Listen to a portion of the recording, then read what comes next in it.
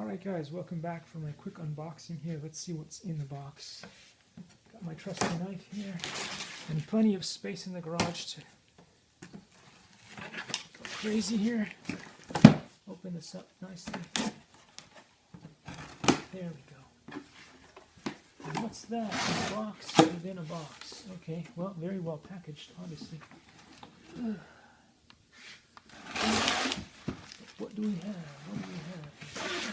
Looks like a Redcat racing vehicle. You know what? Why don't we just use this as a table? Dump this on the top here, so you guys can see what's there. That looks pretty cool, just like that. But can we open it? Oh, looks like they've got some tapey in the way here. Don't try this at home, kids. Don't try this at home. Oh, that one I didn't have to cut through. Interesting. Alrighty. So let's see if it came in as cool as I would have expected it to. Wow, wow, look at that. So there's the instructions on here. I guess this is for the antenna. There's a bit in there. It's hard to see. Come on, get out of there. I think this bit here is for binding, if you have to rebind the vehicle to the transmitter.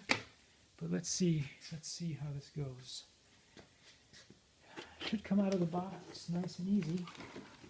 But you never know these things. The Redcat Racing Drift car that I got in the past came out really easy. This does not seem to want to. It's been held down by something down here. Oh, zip ties. I don't like zip ties. I do not like zip ties. Am I going to end up breaking the box just to get this out? I don't want to break the box. Okay, here we go.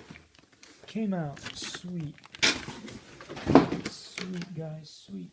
Let's put it on its side here and see if we can get rid of that awful zip tie. Never been a fan of those things. Never been a fan. Because they're hard to cut through. I wouldn't do it this way either. It's not the best way.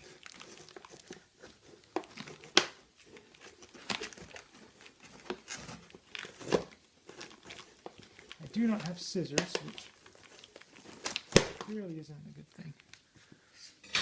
I hope I didn't snap or break anything. Here we go. This is going to be quite the vehicle. Look at that. Alright, so in the next video, I'll go on in further detail on this thing, but wow, this thing is really cool. Thanks for watching, guys.